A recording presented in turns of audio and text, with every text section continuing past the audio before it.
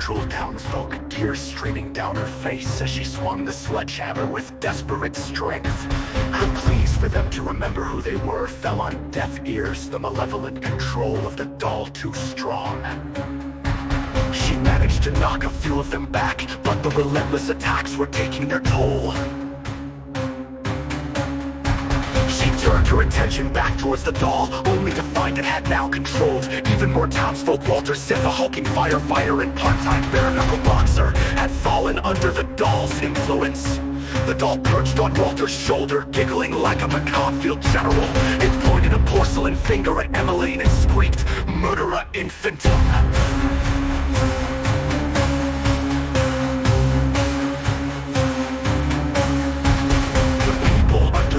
Control, led by Walter and the doll, charged at Emmeline. Panic surged through her, and she fled. Running through the chaotic town, blood stained the streets, corpses lay everywhere, and the remaining townsfolk viciously attacked each other and themselves. The town was a vision of hell.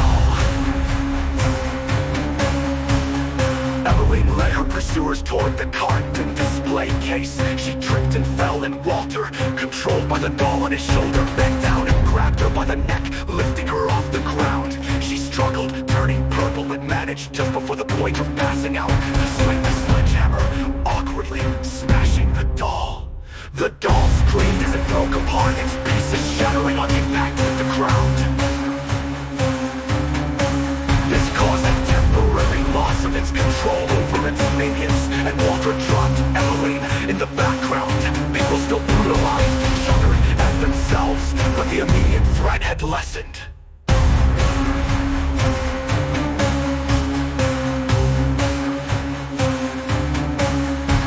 The porcelain pieces began creeping towards each other, slowly reassembling.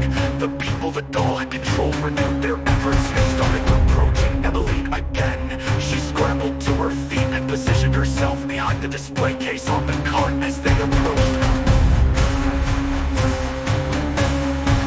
She pointed the case at the reconstituting doll parts and began her chant, Maleficium Venum, Demonium Red.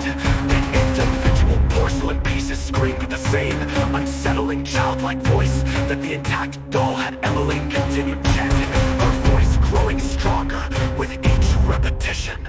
Eventually, all of the pieces flew through the air, reconstituting in the display case. The door snapped closed on its own, sealing the doll inside. The newly reassembled doll let out a creepy, high-pitched, childlike sob, and then its eyes dimmed, the red fading away. The sky returned to normal, and the few people in the square who were still alive, including her pursuers, snapped out of their trance. Some collapsed to the ground from their injuries. Others sobbed at the realization of what they had done, while some just wandered around in a state of confusion. Emmeline fell to her knees, exhausted but victorious. The nightmare was over, but the scars it left on the town of Chile would remain.